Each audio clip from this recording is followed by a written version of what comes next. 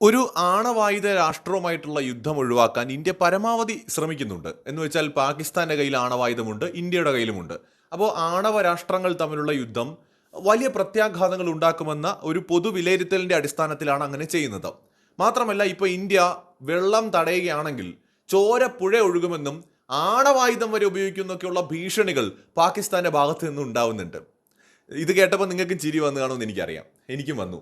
കാരണം നമുക്കെല്ലാവർക്കും അറിയാം പാകിസ്ഥാന് ആണവായുധം ഇന്ത്യക്കെതിരെ ഉപയോഗിക്കാനുള്ള ധൈര്യമില്ല എന്ന്.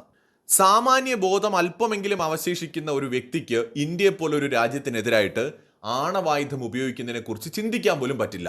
ഞാൻ ഈ വീഡിയോയിൽ പറയാൻ പോകുന്നത് എന്തുകൊണ്ട് പാകിസ്ഥാൻ ഒരിക്കലും ഇന്ത്യക്കെതിരെ ആണവായുധം ഉപയോഗിക്കില്ല എന്നതിനെ കുറിച്ചാണ്. ഇന്ത്യ പാക് അധീന കാശ്മീർ പിടിച്ചെടുത്താൽ പോലും പാകിസ്ഥാൻ ഇന്ത്യക്കെതിരെ ആണവായുധം ഉപയോഗിക്കില്ല. ആ കാരണങ്ങളിലേക്കാണ് നമ്മൾ ഇനി പോകുന്നത്. ഒന്നാമത്തെ കാരണം ഗ്ലോബൽ സാങ്ഷൻസും ഐസൊലേഷനും. എന്ന് വെച്ചാൽ ആഗോളതലത്തിൽ പാകിസ്ഥാൻ എന്നേക്കുമായി ഒറ്റപ്പെടും. നമുക്കറിയാം, ആണവായുധത്തിന്റെ ചരിത്രത്തിൽ ലോകത്ത് ഒരേ ഒരു രാജ്യം മാത്രമാണ് ഇത് ഉപയോഗിച്ചിട്ടുള്ളത്. അത് ആദ്യമായി കണ്ടുപിടിച്ച അമേരിക്ക.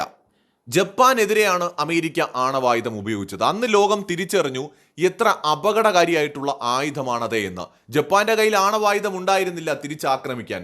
അതുകൊണ്ട് അമേരിക്കയുടെ ഒരു മേധാവിത്വത്തിന് അതോടെ ലോകത്തിന് തുടക്കമാവുകയും ചെയ്തു. പിന്നീട് റഷ്യയും അല്ലെങ്കിൽ ചൈനയും ഇന്ത്യയും ബ്രിട്ടനും ഫ്രാൻസും ഒക്കെ ആണവായുധം കണ്ടുപിടിച്ചുവെങ്കിലും അമേരിക്കൻ മേധാവിത്വത്തെ ചോദ്യം ചെയ്യാൻ അതിനുശേഷം ആർക്കും കഴിഞ്ഞിട്ടില്ല. ലോകം ഒരുപാട് യുദ്ധങ്ങൾ രണ്ടാം ലോക മഹായുദ്ധത്തിന് ശേഷം കണ്ടിട്ടുണ്ട്. പല യുദ്ധങ്ങൾ, അതിൽ റഷ്യ ഇൻവോൾവ് ആയിട്ടുള്ള യുദ്ധങ്ങൾ പോലും ഒരുപാടുണ്ട്. എന്നിട്ടും ലോകത്ത് ഒരു രാജ്യവും ആണവായുധം ഉപയോഗിച്ചില്ല. ഇപ്പോൾ റഷ്യ യുക്രൈൻ യുദ്ധത്തിൽ പോലും വലിയ രീതിയിൽ നാറ്റോ രാജ്യങ്ങൾ അമേരിക്കയും ഒക്കെ ആയുധങ്ങൾ കൊടുത്തത് കൊണ്ട് യുക്രൈൻ വലിയ ആക്രമണങ്ങൾ റഷ്യക്ക് നേരെ നടത്തി. ഇപ്പം ഉപയോഗിക്കും എന്നൊക്കെ റഷ്യയും പറഞ്ഞു എന്നല്ലാതെ റഷ്യ ഒരിക്കൽ പോലും ആണവായുധം ഉപയോഗിക്കുക എന്ന സാഹസത്തിന് മുതിർന്നില്ല. പിന്നെയാണോ പാകിസ്ഥാൻ യുക്രൈന്റെ കയ്യിൽ തിരിച്ചുപയോഗിക്കാൻ ഒരു ആണവായുധം ഇല്ല എന്നിട്ട് പോലും റഷ്യ ഉപയോഗിച്ചില്ല, പിന്നെയാണോ ആണവായുധങ്ങൾ ഇവിടെ കൂമ്പാരമാക്കിയിട്ട് കാത്തിരിക്കുന്ന ഇന്ത്യക്കെതിരെ പാകിസ്ഥാൻ ആണവായുധം ഉപയോഗിക്കാൻ പോകുന്നത്? ഈ ഗ്ലോബൽ ഐസൊലേഷൻ എന്ന് പറയുന്നതും സാങ്ഷൻ എന്നൊക്കെ പറയുന്നതും ചെറിയ കാര്യമൊന്നുമില്ല. പാകിസ്ഥാനെ പോലെ തകർന്ന് തരിപ്പണമായ എക്കണോമിയുള്ള ഒരു രാജ്യത്തിന് എങ്ങനെയാണ് കൂടുതൽ ഉപരോധങ്ങൾ നേരിടാനായിട്ട് സാധിക്കുക?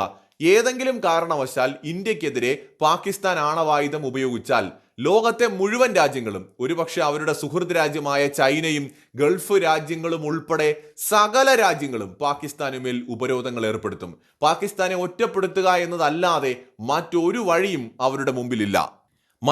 മനസ്സോടെയാണെങ്കിൽ പോലും ചൈനയ്ക്കും അത് ചെയ്യേണ്ടി വരും. അന്താരാഷ്ട്ര നിയമങ്ങളും സമ്മർദ്ദങ്ങളും അത്രത്തോളമുണ്ട്. അതുകൊണ്ട് തങ്ങളുടെ രാജ്യത്തിന്റെ എക്കണോമിയെയും തങ്ങളുടെ രാജ്യത്തെയും എന്നേക്കും തകർത്തേക്കാവുന്ന, ശിഥിലമാക്കിയേക്കാവുന്ന ഒരു തീരുമാനം ഒരു കാരണവശാലും പാകിസ്ഥാൻ എടുക്കില്ല. മാത്രമല്ല, പാകിസ്ഥാൻ ഇത് പൊട്ടിക്കാനാണെങ്കിൽ ഇങ്ങനെ പറയുകയുമില്ല. അതാണ് വേറൊരു കാര്യം. പാകിസ്ഥാൻ അവരുടെ ഒരു സുരക്ഷയ്ക്ക് വേണ്ടിയിട്ട് ഇത് അവിടെ വെച്ചിരിക്കുകയാണ്.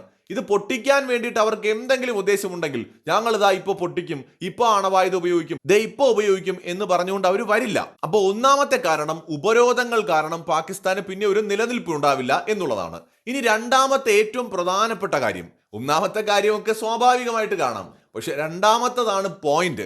എന്ന് വെച്ചാൽ ഇന്ത്യയുടെ മാസീവായിട്ടുള്ള സെക്കൻഡ് സ്ട്രൈക്ക് കാപ്പബിലിറ്റി.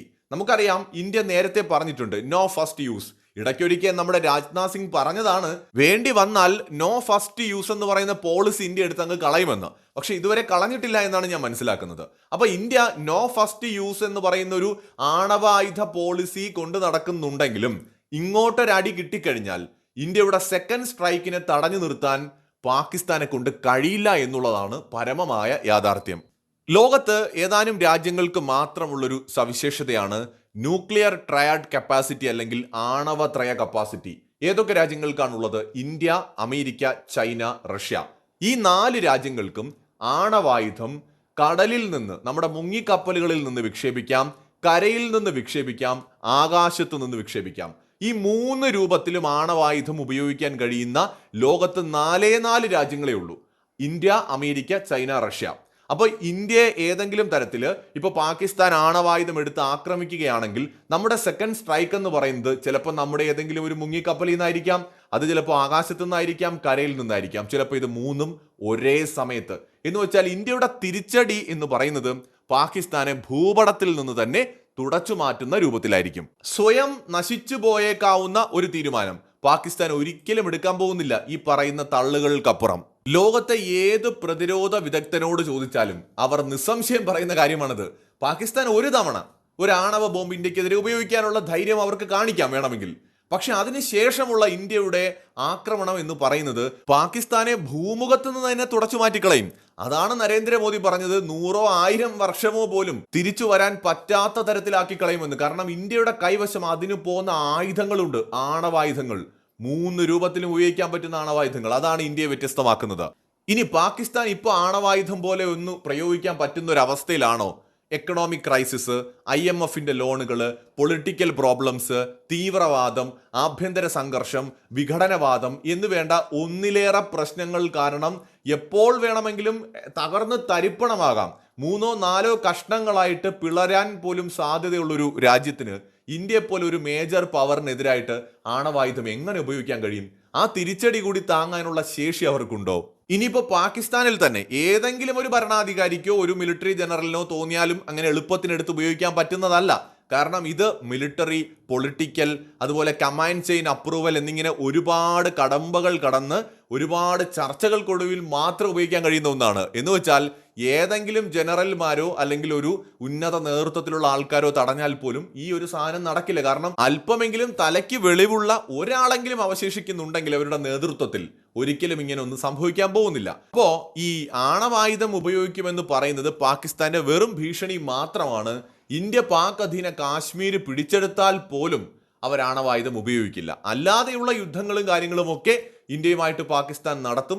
ആണവായുധം എന്നത് അവരെപ്പോഴും ഇപ്പൊ പൊട്ടിക്കുമെന്ന് മാത്രമേ പറയൂ. കാരണം അതിലാണ് അവരുടെ രാജ്യത്തിന്റെ സുരക്ഷ ഇരിക്കുന്നത്. ഇന്ത്യ ഇസ്ലാമാബാദോ അല്ലെങ്കിൽ അവരുടെ പ്രധാനപ്പെട്ട മെയിൻ ലാൻഡോ ഒന്നും പിടിച്ചെടുക്കാതിരിക്കാൻ വേണ്ടി, അല്ലെങ്കിൽ അവരുടെ മെയിൻ ലാൻഡിലേക്ക് കയറി ഒരു ആക്രമണം നടത്താതിരിക്കാൻ വേണ്ടിയിട്ട് എന്നും അവര് ഈ ആണവായുധം ഞങ്ങൾ ഇപ്പോൾ ഉപയോഗിക്കും എന്ന് പറഞ്ഞുകൊണ്ടിരിക്കും. അപ്പൊ ഇന്ത്യ പാകിസ്ഥാൻ യുദ്ധം ഉണ്ടാവുകയാണെങ്കിൽ ഇന്ത്യ പ്രധാനമായിട്ടും ഫോക്കസ് ചെയ്യുന്നത് LOCയിലായിരിക്കും. അതായത് POK പിടിച്ചെടുക്കുക എന്നുള്ളതായിരിക്കും ഇന്ത്യയുടെ പ്രധാനപ്പെട്ട ലക്ഷ്യം എന്ന് പറയുന്നത്. ഇനിയിപ്പോൾ ഈ മറ്റേതെങ്കിലും സ്ഥലത്തിലേക്ക് പാകിസ്ഥാൻ അതിർത്തി ലംഘിച്ച് കടന്നു വരികയാണെങ്കിൽ മാത്രമേ അവിടെ ഇന്ത്യ തിരിച്ചൊരു നീക്കത്തിന് തയ്യാറെടുക്കുകയുള്ളൂ. എന്ന് വെച്ചാൽ ഇന്ത്യ ഒരിക്കലും പാകിസ്ഥാന്റെ ക്യാപിറ്റൽ പിടിക്കാനായിട്ടുള്ള ഒരു നീക്കം ഇനിയുള്ള യുദ്ധങ്ങളിൽ നടത്താനുള്ള സാധ്യത വളരെ കുറവാണ്. കാരണം മെയിൻലാൻഡിലേക്ക് യുദ്ധം നീങ്ങുകയാണെങ്കിൽ മാത്രമേ പാകിസ്ഥാൻ ആണവായുധത്തെക്കുറിച്ചൊക്കെ ചിന്തിക്കൂ. കാരണം ഒരു വഴിയുമില്ല, രാജ്യം തന്നെ നഷ്ടപ്പെടുമെന്നുള്ള ഒരു അവസ്ഥ വന്നു കഴിഞ്ഞാൽ അന്തിമമായിട്ട് വേറെ വഴി ഒന്നുമില്ലാത്തത് കൊണ്ട് അവസാന ശ്രമം എന്ന നിലയിൽ എന്തോ വരട്ടെ എന്നൊക്കെ പറഞ്ഞിട്ട് ചിലപ്പോൾ വേണമെങ്കിൽ ആണവായുധം ഉപയോഗിച്ചേക്കാം. പക്ഷെ അത്തരം ഒരു രീതിയിലേക്ക് ഇന്ത്യയും പോവില്ല. ഇന്ത്യയെ സംബന്ധിച്ചിടത്തോളം പാക് അധീന കാശ്മീർ മാത്രമാണ് നമുക്ക് വേണ്ടത്. ബാക്കി പാകിസ്ഥാനെ നമ്മളൊന്നും ചെയ്യാതിരുന്നാൽ തന്നെ അത് താനെ അങ്ങോട്ടും ഇങ്ങോട്ടും കൂട്ടിമുട്ടി പൊട്ടിത്തെറിച്ച് പോയിക്കോളും. നമുക്ക് പ്രത്യേകിച്ച് ജോലിയൊന്നുമില്ല. അപ്പോൾ ഇതാണ് സംഭവിക്കാൻ പോകുന്നത്. അല്ലാതെ ഇവർ ഈ ആണവായുധം എടുത്ത് ഉപയോഗിക്കുന്നതൊക്കെ വെച്ച് തള്ളുന്നത് ഒരു തരത്തിലും നമ്മൾ പരിഗണിക്കേണ്ട ഒരു കാര്യമല്ല. മറ്റൊരു വീഡിയോയുമായി വീണ്ടും വരാം.